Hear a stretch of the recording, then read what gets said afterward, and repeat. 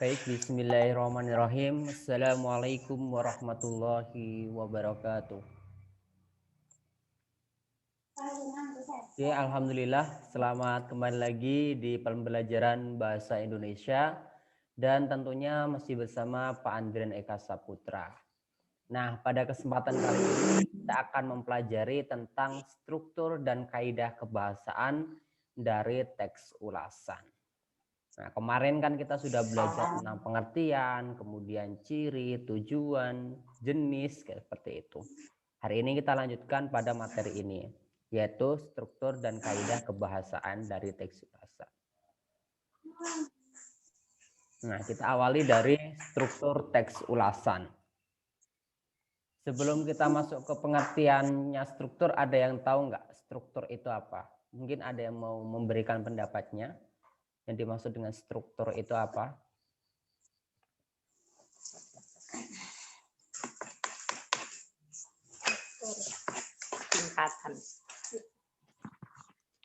Tingkatan. Oke, kalau ini sebenarnya setiap materi bahasa Indonesia selalu ada ya struktur ya. Dari kelas 7 Pak Andrian sudah memberikan penjelasan bahwa struktur itu bagian.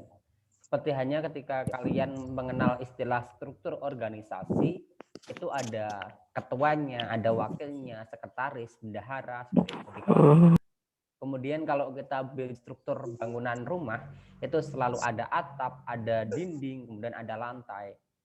Bicara tentang struktur tubuh, selalu ada kepalanya, ada lehernya, ada pundak, kemudian badan gitu, kaki. Sama, ini juga struktur di dalam teks ulasan itu sama.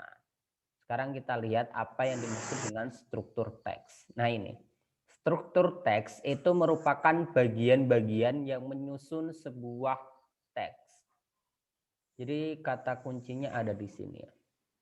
Bentar. Oke. Nah ini loh, bagian-bagian yang menyusun. Jadi yang namanya struktur ini terdiri dari bagian-bagian, tidak hanya satu, tetapi beberapa. Mari kita coba lihat ya.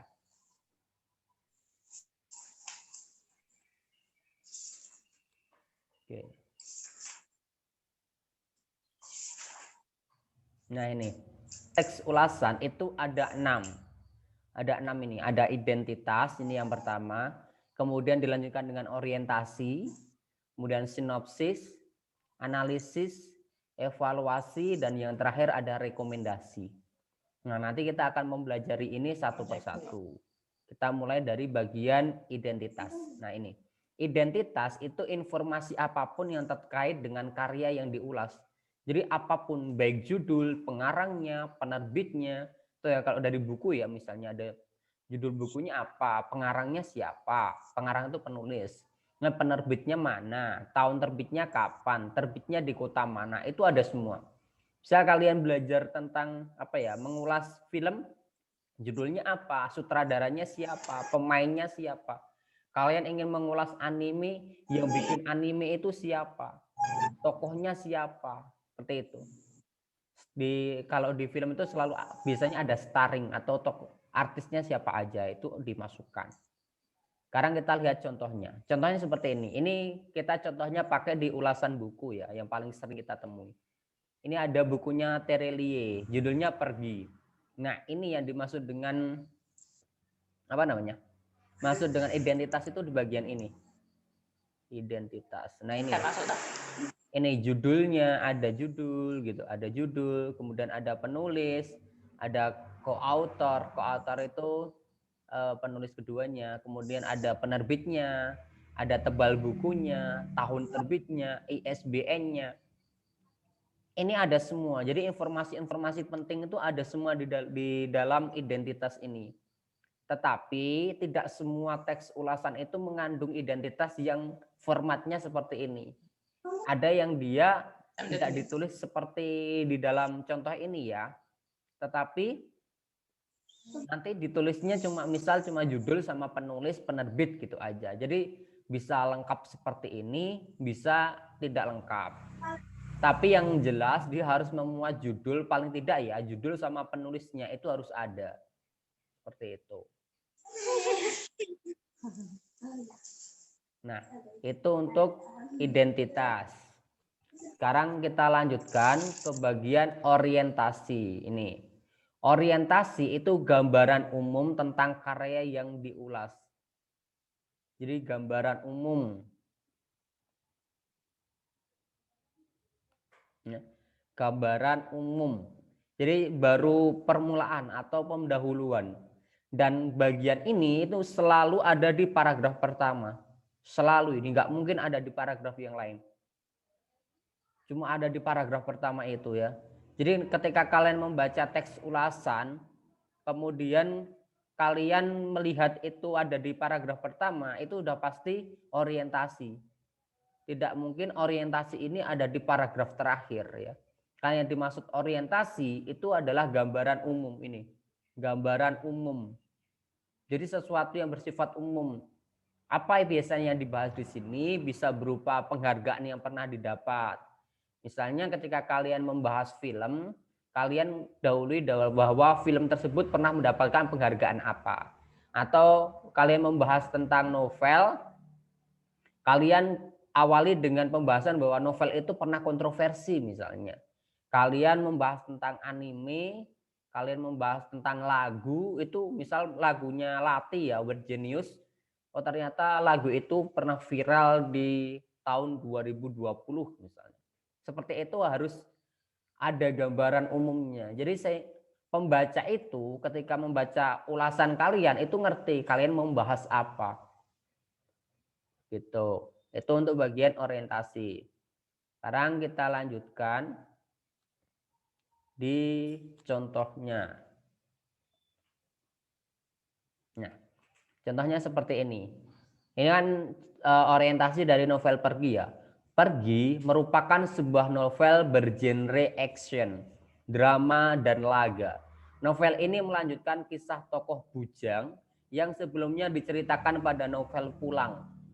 Pergi berkisah tentang petualangan seorang bujang, sang tokoh utama, dalam menemukan arti tujuan hidup dan menemukan arti kata pergi yang sebenarnya. Nah, di sini gambaran umumnya apa? Ini kita bisa analisis. Di sini terdapat beberapa gambaran umum ya. Pertama, novel Pergi ini dia di situ digambarkan menjadi sebuah novel yang bergenre action, drama, dan laga. Ini masih umum. Novel bergenre action, drama, dan laga itu banyak sekali contoh-contoh yang lain. Kemudian ini di dalam sini dikatakan bahwa novel Pergi itu genrenya itu, makanya ini disebut gambaran umum ya. Kemudian novel ini gambaran umum lain apa? Novel ini melanjutkan kisah bujang. Kisah bujang yang sebelumnya diceritakan di novel Pulang. Jadi novelnya Terelia kan banyak banget ya. Dan ada beberapa serial. Nah, novel Pergi ini merupakan kelanjutan dari novel Pulang. Kenapa ini disebut sebagai orientasi? Karena gambarannya umum. Di sini belum masuk ke ceritanya, baru menjelaskan, memberikan gambaran, ilustrasi. Misalnya kalian diminta menjelaskan tentang apa sih permainan Mobile Legends itu apa. Kemudian mungkin Hilmi bisa memberikan gambaran secara umum bahwa Mobile Legends itu permainan action, permainan tentang petualangan atau apapun gitu kan. Atau permainan yang ada misi untuk apa seperti itu. Itu harus dijelaskan gambaran umum. Atau misal si teman-teman yang lain yang menjelaskan tentang anime, misal tadi di awal kan ada Kotaro ya. Kotaro itu apa sih gitu. Nah, nanti mungkin Sasa bisa menjelaskan bahwa Kotaro itu sebuah anime yang bercerita tentang bla bla bla bla seperti itu. Itu gambaran umum ya atau orientasi. Sekarang kita lanjutkan ke bagian yang ketiga, disebut sinopsis. Sinopsis ini adalah ringkasan keseluruhan isi. Jadi di dalam sinopsis ini nanti semuanya udah ada ya. Di dalam sinopsis ini semua itu udah ada. Cerita dari awal sampai akhir itu dituliskan di sini. Karena ini berupa ringkasan keseluruhan isi. Ini yang harus digarisbawahi. keseluruhan isi. Jadi ketika kalian membuat sinopsis, kalian itu harus mampu menjelaskan dari awal sampai akhir cerita tersebut, seperti itu. Nah, akan tetapi karena ini adalah teks ulasan yang ditulis oleh penulis ulasan, maka ini didasarkan pada pemahaman penulis. Maksudnya bagaimana? Maksudnya sinopsis ini tidak akan sama antara penulis satu dan penulis lainnya. Misalnya, di sini ada Ahyar sama Hilmi, sama-sama bermain Mobile Legend. Ketika diminta menceritakan apa itu Mobile Legend, pasti ceritanya Ahyar dan Hilmi itu berbeda. Karena yang dipahami Ahyar dan Hilmi itu berbeda. Dan itu sah-sah aja di dalam teks ulasan. Ya, yang penting tidak menyalahi aturan. Misalnya, ketika diminta menceritakan Mobile Legend, Ahyar ya jangan cerita Free Fire. Ahyar ya jangan cerita PUBG, seperti itu ya. Jadi memang harus fokus di satu pembahasan. Oke, kita lanjutkan contohnya. Nah, contohnya seperti ini. Ini hanya sebagian contoh ya, karena yang namanya sinopsis itu pasti panjang. Nah, di sini kan ada beberapa nih. Bujang yang kerap dijuluki sang babi hutan yang bernama asli Agam dikenal sebagai tukang pukul handal keluarga Tong, salah satu penguasa Sedo Company. Terdapat 8 keluarga Sedo Company di Asia Pasifik, yaitu keluarga Tong, keluarga Lin di Macau, El Paco di Meksiko, satu di Tokyo, satu di Beijing, satu di Moskow, dan satu lagi kepala dari seluruh keluarga, Master Dragon di Hong Kong. Nah, dari gambaran ini atau sinopsis ini, pembaca itu jadi tahu Pergi itu ceritanya tentang apa? Oh, ternyata Pergi itu ceritanya tentang Shadow Company, tentang perusahaan gelap gitu kan. Ada mafia-mafia seperti itu. Nah, padahal ini ditulis oleh penulis Indonesia, tetapi dia si Terelie ini dia bisa menceritakan tentang cerita-cerita mafia-mafia di luar. Karena ini kan ini ya, kalau dari cuplikan ini kan kita bisa tahu bahwa latar tempatnya itu di daerah mungkin di Makau gitu, atau di daerah di Cina lah, di Cina gitu. Oke, jadi di dalam sinopsis ini baru sebagian, karena di dalam sinopsis itu memang harus menceritakan dari awal sampai akhir. Tuh, kalau dituliskan di PowerPoint ini nggak cukup ya. Nah, kita lanjutkan ke bagian keempat, yaitu analisis. Nah, di bagian ini juga bagian penting dari teks ulasan ya, analisis. Analisis ini berupa apa? Analisis itu berupa paparan penulis terhadap unsur-unsur karya. Ini kata kuncinya, unsur-unsur karya. Jadi setelah kalian memberikan sinopsis, kalian itu memberikan analisis kalian. Analisis penulis teks ulasan. Apa yang kalian pahami dari cerita yang ingin kalian ulas. Misalnya tadi mengulas tentang ini ya, misal ini kan Levi-nya di ini ya, Titan ya. Nah, Levi Ackerman ya. Levi Ackerman ini kan misal temanya tentang apa? Penokohan si Levi itu seperti apa toh? Kemudian alurnya seperti apa? Itu harus jelas gitu. Kalian di situ harus menjelaskan setelah memberikan gambaran misal cerita tentang Titan itu seperti apa, Attack of Titan itu ceritanya tentang bagaimana dari awal sampai akhir, kemudian kalian memberikan gambaran tentang unsur-unsur karyanya. Oh, ternyata Attack of Titan ini bercerita tentang apa? Yang paling menarik adalah tokoh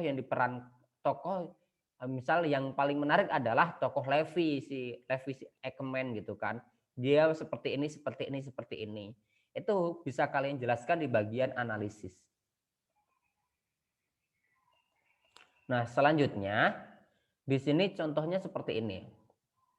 Terelie berhasil menggambarkan tokoh yang sangat ciamik dengan ciri khas unik melalui deskripsi langsung, dialog antar tokoh, ataupun pemikiran tokoh. Kisah cinta masa lalu Samad yang dijembatani oleh surat-surat yang ditulis oleh Diego diceritakan apik sehingga pembaca lebih mudah memahami alur maju dalam novel ini. Jelas ya. Jadi di sini ada yang dibahas. Pertama tentang penggambaran karakter tokoh. Kemudian di sini ada alurnya. Jadi di dalam analisis itu kalian bisa membahas unsur-unsur yang terdapat di situ. Bisa sudut pandang, unsur-unsur dalam karya kan banyak. Ada tema, alur, latar, kemudian tokoh, penokohan, ada sudut pandang, ada amanat, itu bisa juga kalian bahas di situ. Nah, sekarang kita lanjutkan ke bagian kelima, yaitu evaluasi. Apa di dalam evaluasi ini yang dibahas? Nih, evaluasi itu membahasnya tentang kelebihan dan kekurangan. Ini yang sudah kita pelajari sebelumnya. Jadi kemarin udah belajar tentang menuliskan kelebihan dan kekurangan dari karya. Itu masuknya di bagian evaluasi. Setelah kita menganalisis unsur-unsur yang terdapat di dalam karya tersebut, kita lanjutkan dengan memberikan evaluasi. Oh, ternyata cerita tentang Attack of Titan itu kelebihannya seperti ini, kekurangannya seperti ini. Mobile Legends itu kelebihannya seperti ini, kekurangannya seperti ini. Free Fire itu kelebihannya seperti ini, kekurangannya seperti ini. Seperti itu ya. Jadi di sini bisa dijelaskan. Atau Kotaro itu kelebihannya karena tokohnya itu menggemaskan dan sebagainya. Atau penggambaran tokohnya itu sangat unik atau gimana. Itu bisa dijelaskan di sini. Bagian evaluasi. Kita lihat contohnya. Nah, contohnya seperti ini. Sedikit kekurangan dari novel ini yaitu penggunaan kosakata asing yang tidak ada terjemahannya sehingga pembaca harus mencari sendiri arti kata tersebut. Selain itu, terdapat beberapa kesalahan penulisan seperti keluara yang seharusnya adalah keluarga. Meskipun tidak mempengaruhi alur cerita, tetapi menjadi koreksi dari novel ini. Nah, di sini jelas ya, ada sedikit kekurangan. Di bagian ini disoroti kekurangannya. Tapi nanti di bagian lain kalian juga harus menunjukkan kelebihannya. Karena yang namanya ulasan itu selalu berimbang ya. Ada kelebihan dan ada kekurangannya. Kalian tidak boleh hanya menilai sebuah karya itu berdasarkan kelebihannya aja. Dan juga tidak boleh menilai sebuah karya itu berdasarkan kekurangannya saja. Kalau kemarin di tugas-tugas kemarin ada beberapa yang menuliskan kelebihannya itu banyak sekali. Tetapi kekurangannya tidak dituliskan. Ditulisnya menurut saya tidak ada kekurangan. Nah itu yang salah ya. Karena di setiap karya itu pasti ada kekurangannya, ada kelemahannya. Tidak mungkin suatu karya itu diciptakan dengan sempurna seperti itu ya. Jadi pasti ada kekurangannya, meskipun mungkin dari background musiknya atau ada penggambaran karakternya yang kurang jelas, atau ketika kalian nonton anime mungkin gambarnya ada yang kurang menarik, pewarnaannya kurang menarik, seperti itu. Oke, kita lanjutkan ke bagian terakhir dari struktur teks ulasan. Nah, ini bagian terakhir ini disebut rekomendasi. Rekomendasi itu adalah saran-saran yang diberikan kepada pembaca karya. Nah, saran-saran ini harus kalian dasarkan pada hasil analisis kalian di awal. Misalnya, kalian menilai bahwa tadi Attack of Titan itu ceritanya tentang bla bla bla bla. Jadi cocoknya ditonton oleh anak usia berapa? Atau cocoknya ditonton oleh semua umur misalnya. Misal kalian menganalisis tentang sinetron apa yang lagi viral sekarang. Ikatan Cinta gitu ya. Misal ada kalian ingin mengulas sinetron Ikatan Cinta. Nah, terus kemudian kalian setelah menganalisis itu kalian punya kesimpulan bahwa merekomendasikan Ikatan Cinta itu untuk ibu-ibu aja misalnya gitu. Jangan ditonton sama anak-anak atau kayak gitu. Kalian bisa memberikan rekomendasi di sini. Jadi saran-saran pembaca itu harus gimana? Penikmat karya itu harus gimana? Gitu ya. Sekarang kita lihat contohnya aja. Contoh penulisannya seperti ini. Secara keseluruhan, novel ini sangat direkomendasikan untuk dibaca karena selain alur dan konflik ceritanya yang menarik, pembaca akan mendapatkan banyak wawasan tentang negara-negara shadow company. Banyak pelajaran menarik yang dapat diambil dari novel ini, seperti nasihat Tuanku Imam kepada bujang tentang perkara salat yang merupakan kewajiban terlepas apakah seseorang itu adalah seorang pendusta, pembunuh, ataupun penjahat.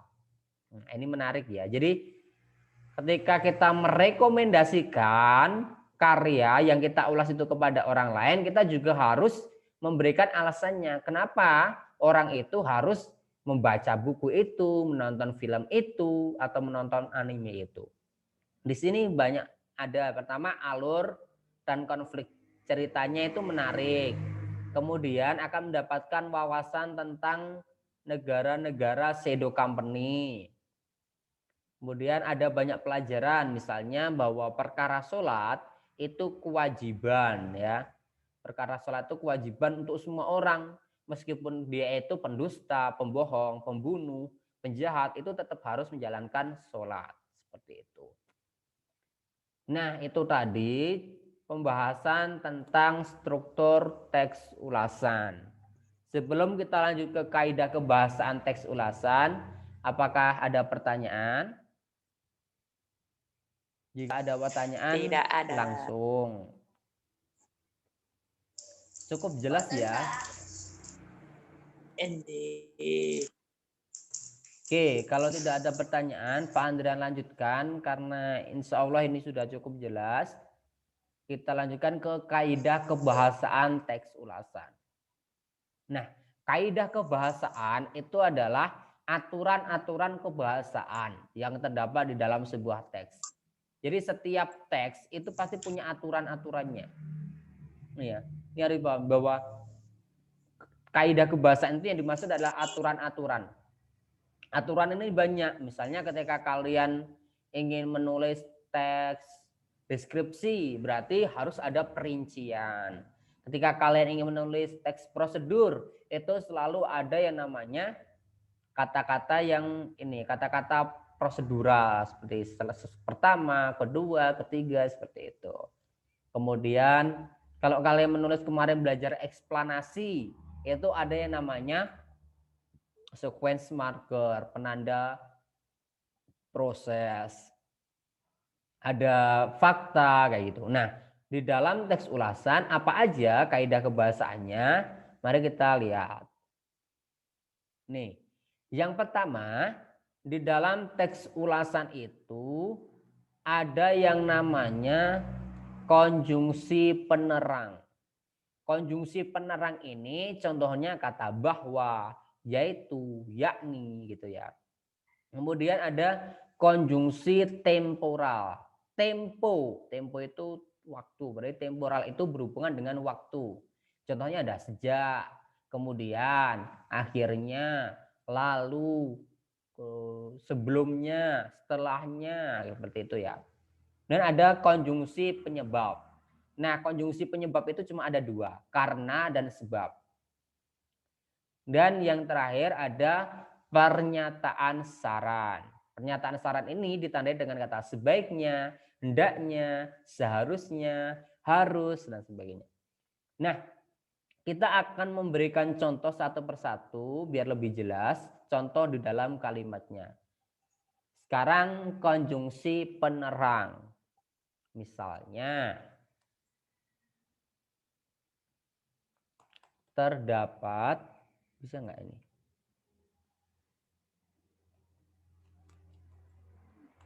Terdapat banyak pelajaran dari Attack of Titan gitu ya, Attack of Titan, yaitu apa misalnya? Yaitu titik-titik, misalnya apa, ini dilanjutkan sendiri ya. Jadi ada kata yaitu, yakni, bahwa gitu. Itu contohnya adalah konjungsi penerang. Nah, konjungsi penerangnya bagian ini. Bisa nggak sih? Kita tambahin aja. Nah, contohnya ini, yaitu. Terdapat banyak pelajaran dari Attack of Titan yaitu, nah yaitu ini merupakan konjungsi penerang. Konjungsi penerang artinya adalah kata hubung yang digunakan untuk menerangkan yang sebelumnya gitu ya, menerangkan klausa sebelumnya. Klausa sebelumnya belajar klausa dan frasa udah kemarin-kemarin udah, ini kalau dijelaskan di sini nggak cukup ya. Yang jelas secara mudahnya konjungsi penerang ini adalah konjungsi atau kata hubung yang menerangkan atau menjelaskan bagian sebelumnya. Yang penjelasannya ada di setelahnya, ada di sini penjelasnya nanti. Apa yang dijelaskan di sini yaitu pelajaran. Pelajarannya apa aja? Yaitu, nah ini di sini. Kemudian kita contoh yang konjungsi temporal. Contoh konjungsi temporal seperti ini ya. Sejak kemarin Mario ingin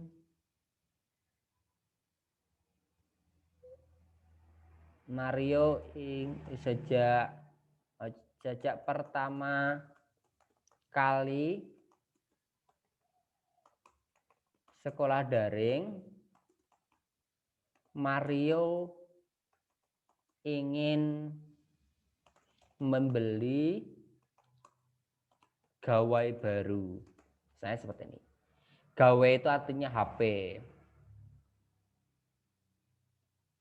Nah, sejak ini merupakan konjungsi temporal karena menjelaskan waktu. Sejak pertama kali. Sejak ini kapan? Oh, sejak kapan? Pertama kali sekolah daring.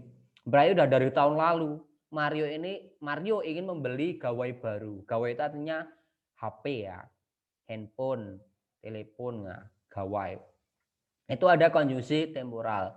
Kemudian misalnya. Kemudian Mario meminta kepada orang tuanya.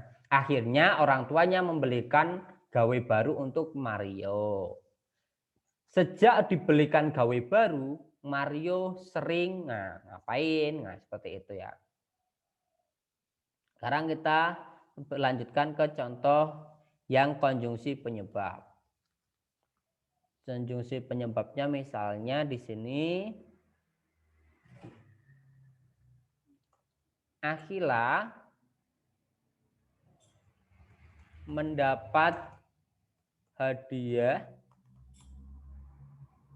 kuota internet karena berhasil menjawab 10 pertanyaan paling sulit misalnya seperti itu.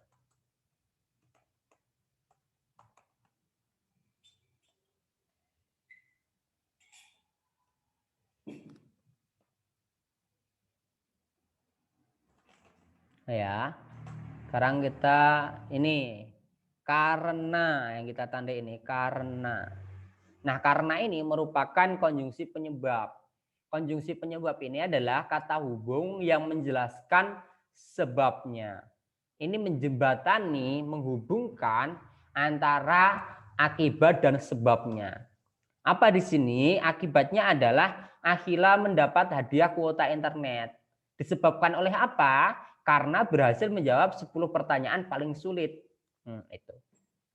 Mudah sekali ini konjungsi penyebab. Dan yang terakhir, di sini kita akan memberikan contoh tentang pernyataan saran.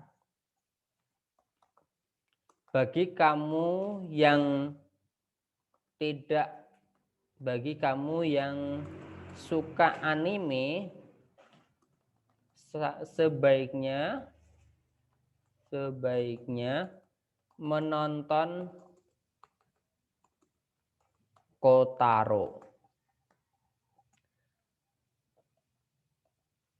Nah, kata sebaiknya ini merupakan pernyataan saran ya. Saran apa? Ini adalah pernyataan saran ini berbeda dengan ketiga hal yang di awal. Kalau ketiga yang di awal ini kan konjungsi atau kata hubung. Kalau pernyataan saran ini bukan merupakan kata hubung ya, tetapi saran. Jadi bagi kamu yang suka anime, sebaiknya menonton Kotaro. Itu sebaiknya ini merupakan pernyataan saran. Nah, ketika kalian membaca sebuah teks ulasan, kalian akan banyak menemui kaidah-kaidah ini akan banyak menemui konjungsi penerang, konjungsi temporal, konjungsi penyebab, dan juga pernyataan saran. Nah, inilah yang dimaksud dengan kaidah kebahasaan. Seperti itu. Oke, itu saja yang bisa Pak Andrian jelaskan hari ini. Jika ada pertanyaan, silahkan bisa langsung ditanyakan ya. Terima kasih, kalian bisa bertanya apapun. Materi ini juga bisa kalian pelajari dari buku Ajar Bahasa Indonesia kelas 8 semester 2 yang kalian punya di rumah masing-masing. Kemudian tadi contoh yang Pak Andrian gunakan itu Pak Andrian ambil dari lpmdimensi.com ya, resensi buku pergi. Dan PowerPoint ini atau salin dia ini Pak Andrian template-nya mengambil dari SlideGo, diedit dengan gambar-gambar yang diunduh dari Google. Seperti itu. Apakah ada pertanyaan anak-anak?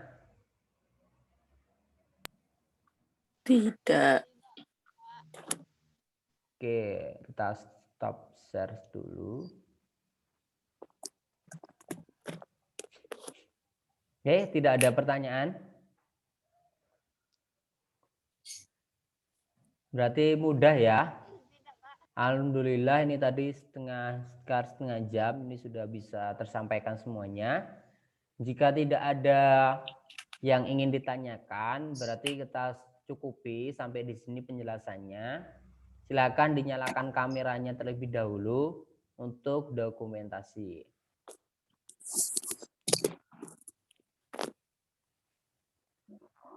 Oke, halo, boleh dinyalakan mikrofonnya.